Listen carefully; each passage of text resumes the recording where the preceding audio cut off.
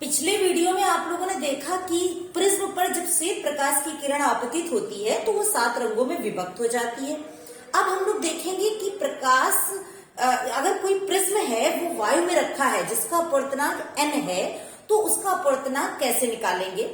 तो देखिएगा शुरू से विचलन कोण क्या है सब कुछ इसमें हम स्टार्टिंग से बताएंगे, ध्यान से देखिएगा। जैसे ये प्रिज्म है और प्रिज्म क्या है ये आप सब उस पिछले वाले वीडियो में देख चुके हैं। तो ये प्रिज्म है, ये प्रिज्म कोण है, ये क्या है, ये प्रिज्म कोण है। इस पर जब भी प्रकाश की किरण आपतित हुई तो किस कोण से आपतित हुई, हमने कोण का नाम दे दिया I1। ये प्रिज्म पर आपतित प्रकाश की किरण है, कुछ भी नाम दिया इसका PQ। क्या है किरण का नाम, PQ। और ये जब इसके अंदर इसको जाना कैसे चाहिए था, ऐसे, लेकिन अपवर्तन की वजह से बाहर तो वायु है तो विरल से सघन में जा रही है, तो ये इस तरीके से आधार की ओर ऐसे मुड़ जाएगी, अभिलंब की ओर मुड़ेगी। तो इसका मतलब है ये आधार की ओर ऐसे मुड़ गई। और इधर भी अगर हम ऐसे अभिलंब कर दें तो ये कौन सी किरण है, निर्गत किरण। कौन सी किरण है ये किरण है निर्गत किरण। और ये इमर्जिंग रे, और ये इमर्जेंट रे जो है ये निर्गत किरण है।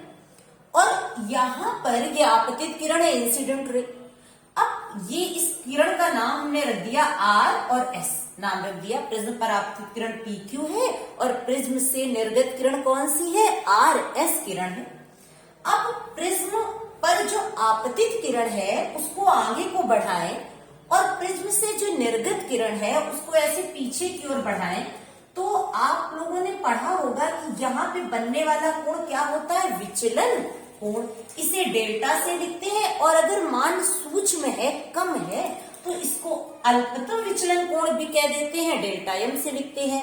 अगर आप विचलन कोण अल्पतम कब होता है ये अगर नहीं पता है तो हमसे पूछिएगा तो हम बता देंगे। वैसे आप पढ़िएगा, एक लाइन में हम आपको बता रहे हैं कि जैसे जैसे आपतन कोण का मान बढ़ाते जाते हैं विचलन कोण का मान घटता जाता है, लेकिन एक विशेष आपतन कोण पर विचलन कोण का मान इतना कम हो जाता है कि उसके बाद अगर अब हम आपतन कोण का मान बढ़ाएं तो विचलन कोण घटता नहीं है बल्कि बढ़ना प्रारंभ हो जाता है। उस विशेष जो आपतन कोण की स्थिति पर विचलन कोण मिलता है उसे ही हम अल्पतम विचलन कोण कहते हैं। तो ये है अल्पतम विचलन कोण, अगर अल्पतम है तो, नहीं तो डेल्टा से लिख देंगे। तो ये विचलन कोण क्या हुआ, आपतित किरण की दिशा और निर्गत किरण की दिशा के बीच जो कोण बना वो क्या है, विचलन कोण। अब हम लोग इसका डेरिवेशन देखते हैं कैसे अपवर्तनांक निकालेंगे। तो अब यहाँ पर ये I1 है तो ये अपवर्तन कोण यहाँ का क्या हो गया, R1। और ये पूरा क्या होना चाहिए था, I1। तो इतना क्या बचा है, I1 माइनस R1। और जो बाहर निर्गत किरण है E से लिख दें या हम I2 से लिख दें। क्या लिख दें, I2 से लिख दिया। उधर ये किरण I2 है तो यहां पर ये कौन सी है, R2। और वो I2 है तो ये पूरी क्या हुई, I2। तो जो ये बची ये क्या हुई, I2 माइनस R2। क्या हो गई, I2 माइनस R2। ये बात तो आ गई ना समझ में चित्र में। अब एक एक स्टेप देखते हैं कि कैसे किस त्रिभुज में देखेंगे। यहां पर ये कोण बन रहा है, इसका कुछ भी नाम दे दिया, PQRS इसका नाम दे चुके थे। अब हमने सपोज दैट इसका नाम लिख दिया E बिंदु और इस बिंदु का नाम लिख दिया F बिंदु। तो सबसे पहले हम त्रिभुज देखें E, Q और R में। किसमें देखें, त्रिभुज E, Q और R में। सबसे पहले हमने किसमें देखा, त्रिभुज E, Q और R में।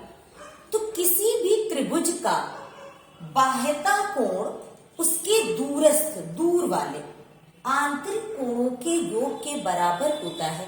मतलब जो ये बाहरी कोण है डेल्टा m, ये किसके बराबर हो जाएगा, दूरस्थ, दूर वाले आंतरिक कोण कौन है, ये I1 माइनस R1 और प्लस I2 माइनस R2। एक तो ये समीकरण निकला, अभी इसका कुछ नाम लिख देंगे। आगे कोई हम एक समीकरण देखते हैं कि कौन सा आ रहा है इस त्रिभुज में। देखो Q, R और F में। तो यहां पर हम लोग देखते हैं पहले त्रिभुज Q, R, F में। इसमें देखा तो त्रिभुज के तीनों कोणों का योग 180 डिग्री होता है। कितना होता है, 180 डिग्री। तो R1 प्लस R2 और प्लस ये कोण F कितना हो गया 180 डिग्री। तो R1 प्लस R2 प्लस ये कोण कौन सा, सबके साथ कोण भी लगा सकते हैं, ऐसे ही लिख रहे हैं, कोण F बराबर 180 डिग्री। समीकरण 1, सबसे पहला समीकरण हमने यही निकाला। फिर हमने जो दूसरा समीकरण निकालेंगे वो कौन सा है, इस चतुर्भुज में देखो A Q F और R में, तो चतुर्भुज कौन सा A Q F R में, तो A Q F R में बहुत ही ध्यान से देखिएगा कि ये इस वाले तल पर लंब है और ये लाइन इस वाले तल पर लंब है, तो ये इस पर पूरा कितना एंगल ड्रा करेगी 90 डिग्री, और वो वाली इधर कितना एंगल ड्रा करेगी 90 डिग्री। तो जब आमने सामने के दोनों कोण 180 हैं और चारों को मिलकर 360 ही तो होना है, तो फिर ये दोनों कितने होंगे 180। अच्छा, एक बात और आ रही होगी दिमाग में कि अगर किसी चतुर्भुज के ऐसे आमने सामने के 180 हैं तो वो चक्री चतुर्भुज होता था, यहां से कोई लेना देना नहीं है, बस ऐसे ही बता रहे हैं कौन सा चतुर्भुज हो गया, चक्री चतुर्भुज। लेकिन यहां पर हमें केवल कोण से लेना देना है कि ये अगर 90 है, ये 90, तो मिलाकर 180 हो गए पूरे कोण। तो इन दोनों को भी क्या होना पड़ेगा 180, क्योंकि ओवरऑल कितना होना है 360। तो कोण A प्लस कोण कौन सा F बराबर 180 डिग्री। समीकरण 2 तो समीकरण ये आ गए, और तीसरा आपने वो पहले ही निकाल लिया था किसमें, E Q और R में। किसी त्रिभुज का बाह्यता कोण किसके बराबर है, दूर वाले आंतरिक कोणों के योग के बराबर। इसे हमने डाल दिया समीकरण 3। अब हम इस चित्र को रफ कर देंगे, लेकिन एक बात पहले समझ लो कि आपतन कोण जो है I1 वो इस स्थिति के लिए कौन से कोण के बराबर है I2, मतलब I1 बराबर I2, तो इसी वजह से R1 बराबर R2 भी होगा। अभी हम बीच में लिखें तो आप ये बात ध्यान रखिएगा कि I1 का मान किसके बराबर है I2 के, और R1 का मान किसके बराबर है R2 के।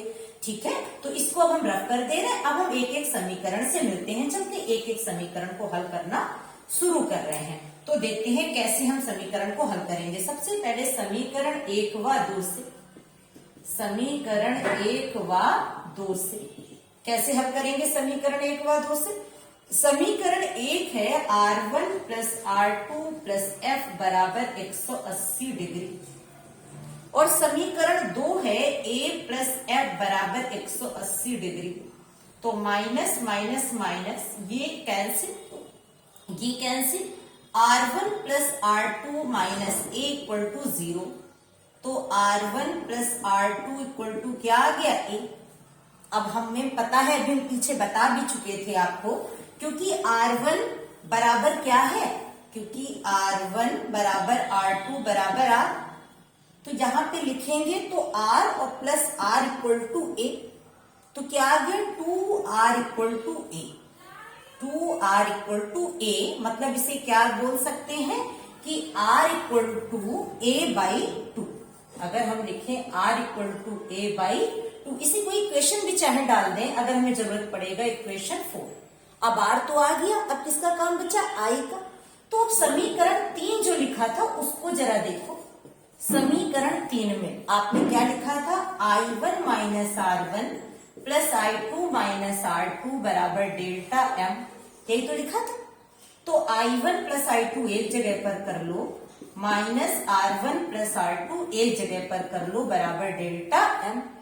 अब फिर वही बात जो भी पीछे बताई थी कि I1 बराबर I2 बराबर है तो क्या मान लो I, और R1 बराबर R2 बराबर है तो क्या मान लो R। तो ये क्या आ जाएगा 2I minus 2R equal to delta M। ये इक्वेशन 4 क्या कह रहा है कि 2R की जगह क्या होना चाहिए A, जिसे प्रिज्म कोण कहते थे। क्या कहते थे, प्रिज्म कोण कहते थे। तो इसको हमने ऐसे रफ करा, और अब इसके बाद देखिए आप लोग इसको नोट कर लीजिएगा। ये क्या है 2I माइनस A बराबर डेल्टा M या डेल्टा। तो 2I equal to A plus delta M, तो I की वैल्यू क्या आ गई A प्लस डेल्टा M बटे 2। ये किसका मान है? इक्वेशन 5 भी से बोल सकते हैं। आपके आई भी आ गए और आर भी आ गए। अब प्रिज्म कहाँ रखा था? वाई में रखा था। उसका अपवर्तनांक कितना था? एन। तो स्नेल का नियम क्या कहता है? स्नेल के नियम से, स्नेल के नियम से, किसके नियम से? स्नेल के नियम से प्रिज्म का अपवर्तनांक, स्नेल के नियम से प्रिज्म का अपवर्तनांक क्या सूत्र होता है? एन बराबर साइन आई बटे साइन आर। तो अब आई और आर के मान आपने निकाले थे, वो रख देते हैं चल के। एन बराबर साइन आई का मान क्या निकला है? A plus delta M by 2 upon sine A by 2। ये हो गया प्रिज्म के लिए अपवर्तनांक का सूत्र। किसके लिए? प्रिज्म के लिए अपवर्तनांक का सूत्र। कुछ भी आपको डाउट हो इसमें, कोई भी इससे रिलेटेड प्रश्न हो तो आप लोग कमेंट में हमसे पूछ सकते हैं। बुक का क्वेश्चन नंबर भेज दें या हमें फोटो भेज दें, आपको उसका आंसर मिल जाएगा। थैंक्स लास्ट तक वीडियो देखने के लिए।